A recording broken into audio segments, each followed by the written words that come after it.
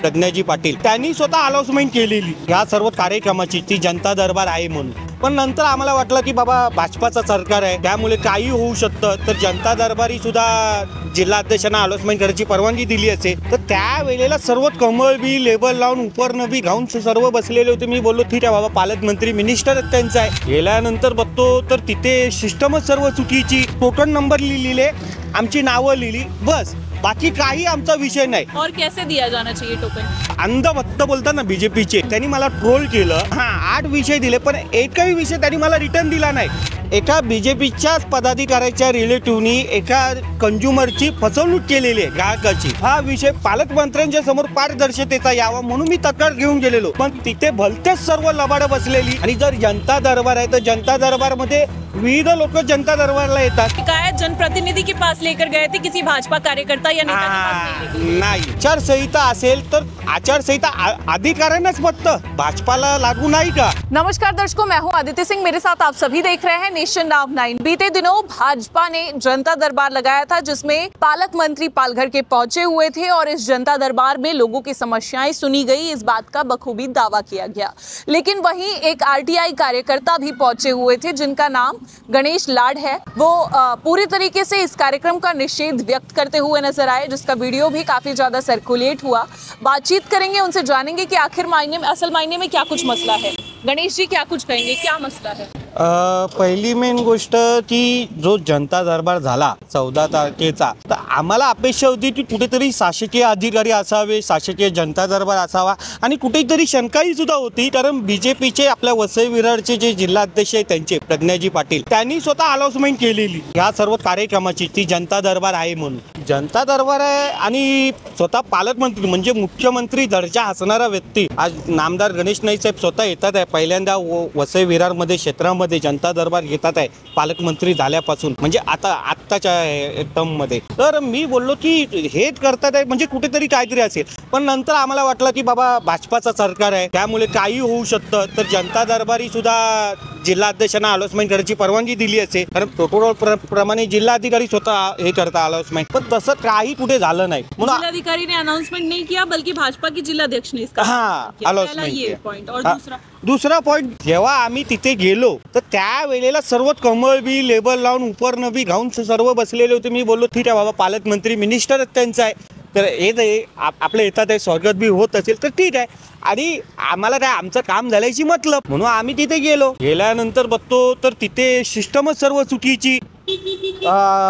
पहिली मेन गोष्ट तिथे जे आम्हाला, आणि मी का हा जनता दरबार आत्ताच अटेंड केलेला नाहीये की आज येतात आहे म्हणून मी आज गेलो आहे। मी पालघरपर्यंत जातो, मी गणेश नाईक साहेबांचा खूप मोठा फ्रेंड्स फॉलोअर्स आहे, त्यांच्या फेसबुकवर पहिली माझी कमेंट आहे, त्यांचा आभार। मी जरी राष्ट्रवादी काँग्रेस पक्षाचा शरद पवार गटाचा पदाधिकारी जरी असलो तरी मी त्यांचे आभार व्यक्त केले की बाबा तुम्ही खूप चांगल्यारीत्या काम केलंय, पालकमंत्र्यांकडून ही अपेक्षा आहे। तसंच आमच्या वसई विरारमध्ये हे पालक मंत्रियों की अपेक्षा में आज के जो पालक मंत्री हैं वो जनता दरबार ले रहे हैं, निश्चित तौर पर वो अपनी कोशिश कर रहे हैं। इससे पहले कभी किसी पालक मंत्री ने नहीं किया था, कोणीच केलं नाही, परंतु त्यांचा आम्ही आभार मानले। तरी आजचा जो आम्ही वसई विरारमध्ये पहिल्यांदा पालकमंत्री होतो येतात आहे, ज्या पद्धतीने आम्हाला अपेक्षा होती त्या पद्धतीने निश्चित त्यांनी केलेलं नाही, कारण तिथे जे टोकन क्रमांक लिहायला कॉलेजची पोरं बसवलेली होती, टोकन क्रमांक आणि टोकन क्रमांक देताना एका फुलकेस पानावरती टोकन नंबर लिहिलेले, आमची नावं लिहिली, बस बाकी काही आमचा विषय नाही। और कैसे दिया जाना चाहिए टोकन? हे अशा रीत्या दिलं पाहिजे। आधिकारिक ये है, इस तरीके से आधिकारिक तौर पर दिया जाता है। इथे का है हे पहिले हे मी मुद्दामून आणलं कारण मला काही अंधभक्त बोलतात ना बीजेपीचे, त्यांनी मला ट्रोल केलं की तुझे विषय काय होते, तू नेमका गेलात कसा होता, काय चुकलं ते तरी सांग। नहीं, ये तो अक्सर हो ही जाता है। म्हणून मी त्याच्यासाठी मुद्दामून दाखवलं की बाबा अशा रीत्या हे जे, आणि स्वतः गणेश नाईक साहेब बोलले की कंप्लेंट 3 स्तरावर घ्यायची, 3 कॉपी घ्यायची, म्हणून आम्ही रात्रंदिवस हे करून त्याचा डेटा बनवून सर्व बनवून आमचे स्वतःचे 4-5 हजार रुपये खर्च करून आम्ही 3 झेरॉक्स सेट काढले प्रत्येक 3, आणि 8 प्रकरण त्यांना आम्ही दिले। त्या प्रकरणांचे आम्हाला 8 विषय दिले, पण एकही विषय त्यांनी मला रिटर्न दिला नाही।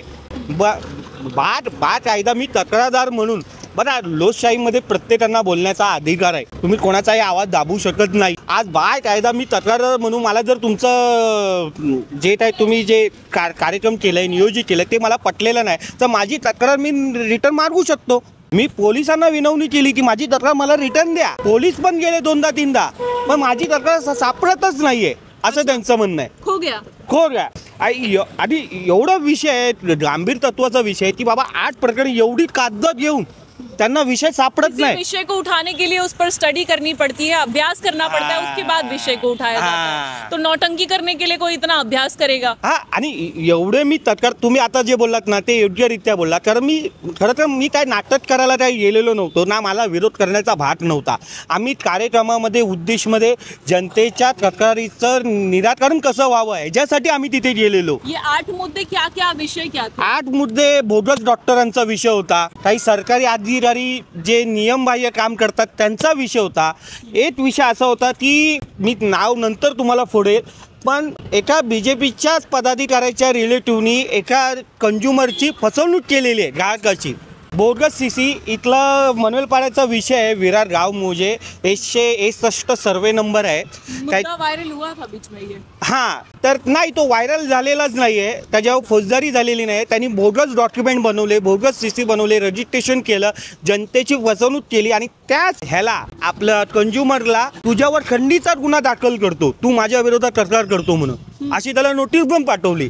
तर हा विषय मी कंझ्युमर कोर्टाच्या माध्यमातून मी त्याला न्याय द्यायचा प्रयत्न करणार आहे. हा विषय पालकमंत्र्यांच्या समोर पारदर्शकतेचा यावा म्हणून मी तक्रार घेऊन गेलेलो, पण तिथे भलतेच सर्व लबाडं बसलेली, तर त्यांच्यासमोर आम्ही तक्रार कशी व्यक्त करणार पालकमंत्र्यांसमोर? आणि आम्हाला काहीतरी पाठपुरावा करायला पाहिजे की नाही. कहना है कि आचार अधिकारी भी नहीं आए थे, इसका भी आपने विरोध किया था. तो बता. आचार संहिता चल रही है इसलिए अधिकारी वहां नहीं पहुंचे थे. हे बघा, आचारसंहिता आहे, चला मान्य आहे तुमच्यामध्ये, पण आपल्या महानगरपालिका क्षेत्राला लागू नाही झालेलं आहे, बरोबर.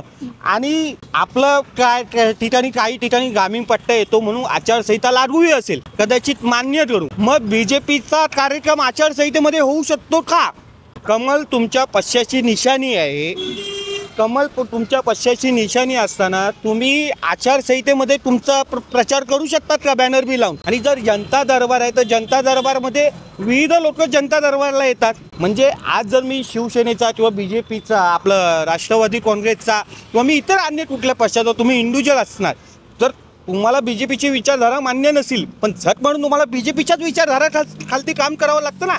म्हणजे तुम्ही शासन म्हणून अपनी शिकायत जनप्रतिनिधि के पास लेकर गए थे, किसी भाजपा कार्यकर्ता या नेता के पास नाही. ये आपका विरोध. हा, आणि जर आचारसंहिता असेल तर आचारसंहिता अधिकाऱ्यांनाच फक्त भाजपाला लागू नाही का? म्हणजे निवडणूक कायद्यापेक्षा भाजपा मोठा झाला का? की स्वतःच्या मनात येईल तशा रित्या आम्हीच सांगितलं अधिकाऱ्यांना येऊ नका, आचारसंहिता आहे म्हणून, आणि तुम्ही जे कार्यक्रम देतात BJPचा कमळ बी लावून, हे चालतं का? हे काय नियमबाह्य नाहीये या गोष्टी? मग आज मला सांगा आदित्यजी, आपणही सुद्धा हे सामाजिक कार्यकर्ता, पत्रकार जरी असला तरी उद्या चुकीची गोष्ट म्हणून जर तुम्ही कुठल्या अधिकाऱ्याच्या किंवा एखाद्या गुंड प्रवृत्तीच्या लोकांची कंप्लेंट करत असणार, शासकीय अधिकारी किंवा गुंड प्रवृत्तीच्या लोकांची कंप्लेंट करत असणार, जर नियमबाह्य काम करत असतील तर त्यांना शिक्षा झाली पाहिजे. मग भाजपा जर नियमबाह्य काम करत असेल तर त्यांना शिक्षा व्हायला नको का? मग आपण नाही कोणाकडे मागायचं? मांग क्या है? माझी मागणी ही आहे की जे काय तुम्ही नियमबाह्य काम केलेलं आहे ह्याच्यावर निवडणूक आयोगाने लक्ष देऊन ह्याच्यावर जर कारवाई करत, जर आचारसंहिता लागू आहे आणि आचारसंहितेमध्ये जर कुठे जर BJPनी चुकीचा कार्यक्रम घेतलेला आहे तर त्याच्यावर कारवाई झाली पाहिजे. ही आता मी सर्व पक्षांना घेऊन, माझे जे सहकारी जे येतील सोबत त्यांना घेऊन, खरं तर पत्रकार तिथे एवढे होते, कोणीही सुद्धा न्यूज लावली नाही. तात्काळ आमचे कीर्ती केसरकर मॅडम आणि भालचंद्र होलम साहेब आणि तुम्ही आदित्यजी आहे, तुम्ही आम्हाला सपोर्ट केला सर्वांनी, त्याबद्दल तुमचे आभार पत्रकारांचे. आज एवढेच पत्रकार मोर्चाने आमचा विषय घेतला, लावून धरला. आज खरं तर यांच्यावर कुठेतरी शासन झालं पाहिजे ह्याच्यासाठी. आणि काही कार्यकर्ते जे आहे माझ्या सोबतीला, त्यांना घेऊन मी निवडणूक आयोगाकडे लवकरात लवकर बसणार आहे याविषयी. तो आप साफ तौर पर समझेंगे, ये थे गणेश लाट, जिनका कहना है कि नियमों को ताक पर रखकर भाजपा ने ये जनता दरबार लगाया था, इस पर पूरी तरीके से कार्रवाई की जानी चाहिए. कार्रवाई करने के लिए जो कुछ संभव कदम उठाया जाना चाहिए वो इनके द्वारा उठाया जाएगा, ऐसा कहना. अब पूरे इस प्रकरण पर क्या कुछ होता हुआ दिखाई देता है, ये सब कुछ देखना होगा.